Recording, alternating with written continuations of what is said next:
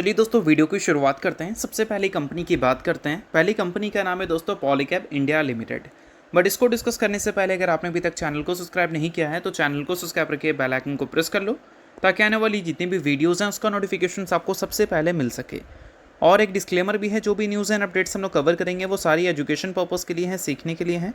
तो उसको किसी भी तरह का इन्वेस्टमेंट एडवाइस मत समझना, खुद से भी रिसर्च और एनालिसिस कर सकते हैं। तो चलिए दोस्तों वीडियो की शुरुआत करते हैं। सबसे पहले बात करते हैं पॉलीकैब इंडिया से रिलेटेड कुछ इंपॉर्टेंट न्यूज़ एंड अपडेट्स के बारे में। तो दोस्तों आज के दिन पॉलीकैब इंडिया की परफॉर्मेंस कुछ खास अच्छी हमें देखने को मिली नहीं। 2% तक की गिरावट इस कंपनी में आज के दिन हमें विटनेस करने को मिला था। अब गिरावट का मेन कारण क्या हो सकता है? तो गिरावट का मेन कारण हो सकता है कंपनी के आने वाले अर्निंग्स और उसको लेकर मैनेजमेंट की कॉमेंट्री।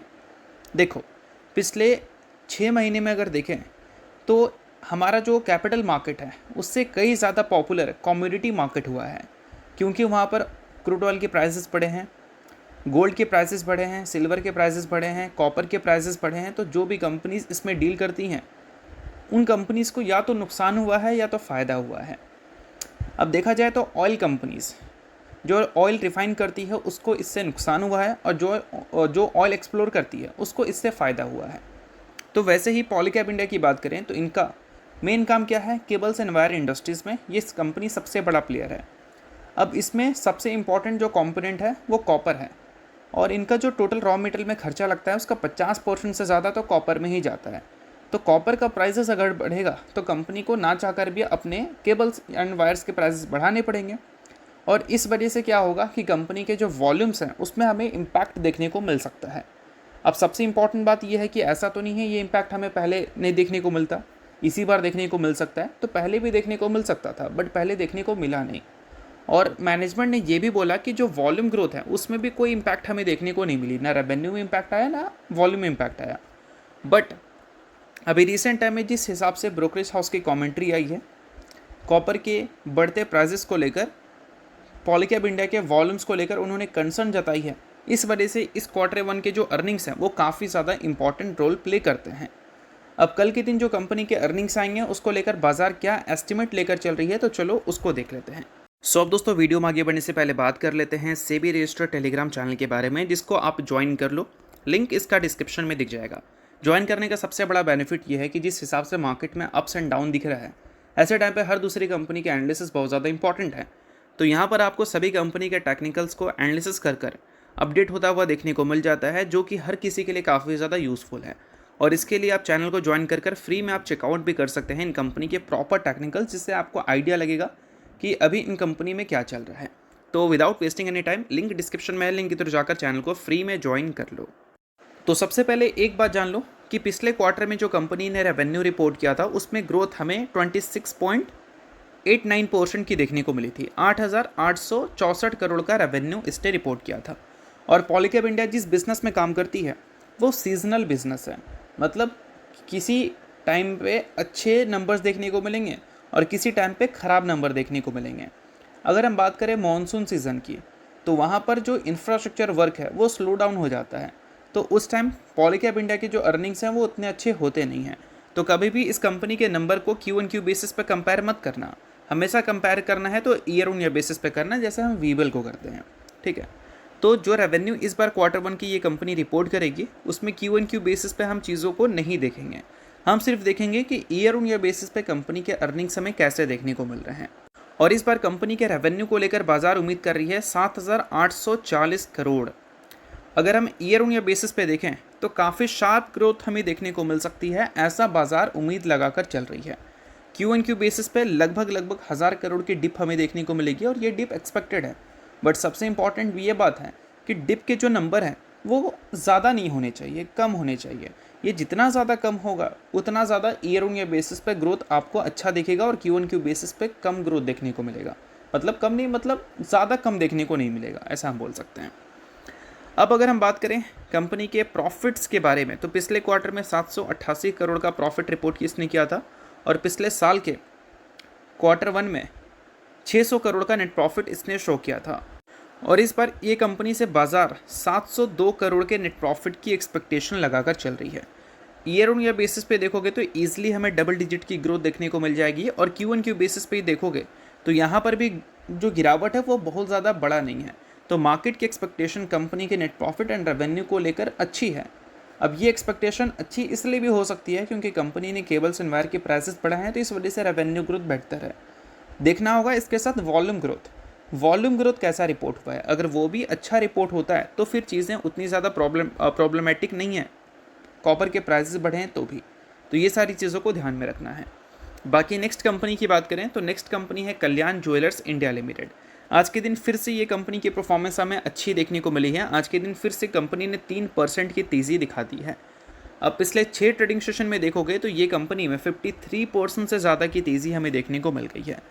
इसके पीछे का सबसे बड़ा कारण आप सभी को पता है, कंपनी ने हाल ही में जो बिजनेस अपडेट शो किया था उस बेसिस को, मतलब उस चीज़ को देखकर मार्केट इतना ज़्यादा खुश हुई थी और उस बेसिस पे इस कंपनी के जो वैल्यूशन है उसको मार्केट ने थोड़ी ऊपर की ओर पुश किया है।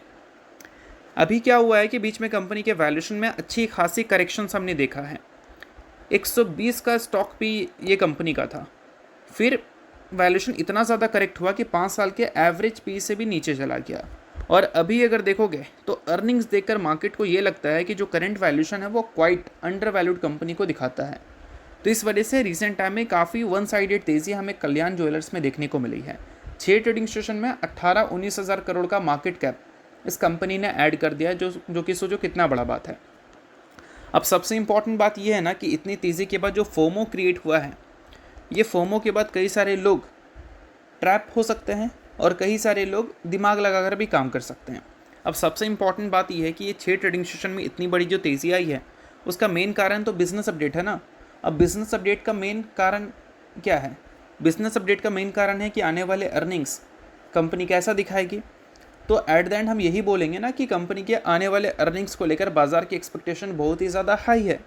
इसी वजह से कल्याण ज्वेलर्स में आपको ऐसी तेज़ी देखने को मिल रही है। अब सबसे इम्पॉर्टेंट बात यह है कि ऐसी तेज़ी अगर आई है तो एक बड़ी प्रॉफिट बुकिंग लाने के लिए एक नेगेटिव बात चाहिए होगी, और नेगेटिव बात कहाँ से मिल सकता है? कंपनी के अर्निंग्स से ही मिल सकता है। इन केस अगर कंपनी के अर्निंग्स मार्केट एस्टिमेट को 1-2% से भी मिस कर देते हैं ना, तो जिस हिसाब से भी कंपनी में तेज़ी देखने को मिल रही है उसी हिसाब से कंपनी में करेक्शंस देखने को मिल जाएगी। ऐसा नहीं कि पूरा ही कंपनी नीचे आ जाएगा, बट कहने का मतलब है ह्यूज प्रॉफिट बुकिंग लोग कर सकते हैं। कोई रिकमेंडेशन मैं आपको नहीं दे रहा हूँ कि नंबर ऐसा आएगा वैसा आएगा, बट चीज़ें मैं आपको डेटा के बेसिस पे, फैक्ट के बेसिस पे समझा रहा हूँ कि कोई भी कंपनी अगर 90 डिग्री में ऊपर जाती है ना तो एक छोटी सी नेगेटिव न्यूज़ भी बड़ा प्रॉफिट बुकिंग ला देती है। इस चीज़ को समझना है। बाकी किसी भी तरह का ये रिकमेंडेशन नहीं है, आप चीज़ों को इग्नोर भी कर सकते हो। तो चलिए अब बात कर लेते हैं अगली कंपनी के बारे में, जिसका नाम है CDSL यानी कि central depository services India limited. But इसको डिस्कस करने से पहले अगर आपने अभी तक सेबी रजिस्टर्ड रिसर्च एनालिस्ट के टेलीग्राम चैनल को ज्वाइन नहीं किया है तो उसको जाकर आप ज्वाइन कर लो। मल्टीपल कंपनी के टेक्निकल को प्रॉपर एनालिसिस कर यहाँ पर अपडेट किया जाता है, जिसको आप टाइम टू टाइम चेकआउट कर आइडिया ले सकते हैं कि इन सारी कंपनी से आने वाले कल में क्या एक्सपेक्ट किया जा सकता है। और ये सारी चीज़ें सेबी रजिस्टर्ड रिसर्च एनालिस्ट के द्वारा होंगी, तो लिंक डिस्क्रिप्शन में देखने को मिल जाएगा। लिंक के थ्रू जाकर चैनल को बिल्कुल फ्री में आप ज्वाइन कर सकते हैं।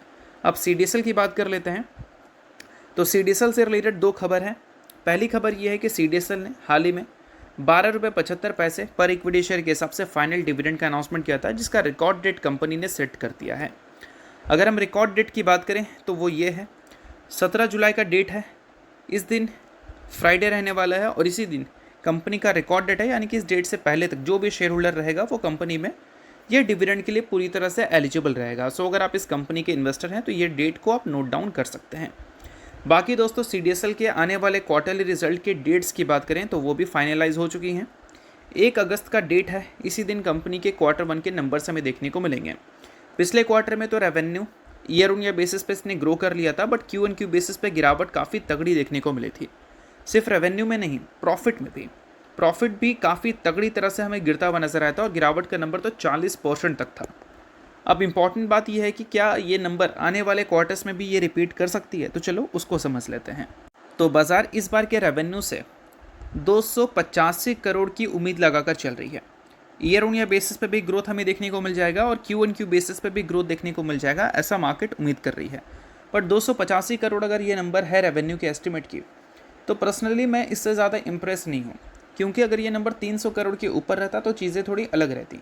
बट 300 करोड़ के नीचे हैं तो चीज़ें उतनी भी ज़्यादा इंप्रेसिव नहीं है, भले हमें Q1Q और ईयर ऑन ईयर बेसिस पे ग्रोथ क्यों ना दिखे।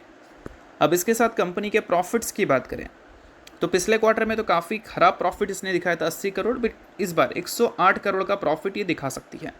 Q1Q बेसिस पे तो शार्प रिकवरी देखने को मिल ही जाएगी, but year on year basis पे देखें तो ग्रोथ हमें म्यूटेड ही दिखेगा, बहुत आउटस्टैंडिंग ग्रोथ हमें देखने को नहीं मिलेंगी, सिंगल डिजिट में ही चीज़ें देखने को मिलेंगी।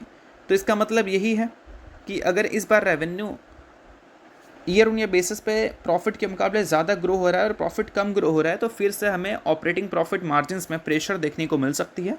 हो सकता है कि 44% से रिकवर कर थोड़ा ऊपर चला जाए, बट हो सकता है कि 50% से स्टिल हमें नीचे ही रहता हुआ दिखे, और 50% से अगर ऊपर मार्जिन चला गया तो फिर प्रॉफिट ग्रोथ भी हमें अच्छी देखने को मिल सकती है।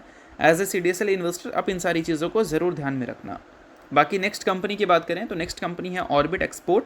हाल ही में इस कंपनी ने 27.6 करोड़ का बायबैक का अनाउंसमेंट किया है। 11.04 लाख शेयर्स कंपनी एक्वायर करने वाली है या फिर अपने शेयर्स बायबैक करने वाली है, ऐसा हम बोल सकते हैं। तो अगर आप इस कंपनी के शेयर होल्डर हैं तो इस न्यूज़ को आप नोट कर सकते हैं, शेयर होल्डर नहीं है आप इग्नोर कर सकते हैं। न्यूज़ थी इस वजह से मैंने बता दिया, बाकी ये किसी भी तरह का रिकमेंडेशन नहीं है। तो होप करता हूँ ये वीडियो आपको अच्छा लगा होगा। लाइक कीजिए, सब्सक्राइब कीजिए। वीडियो के लिए बहुत बहुत शुक्रिया।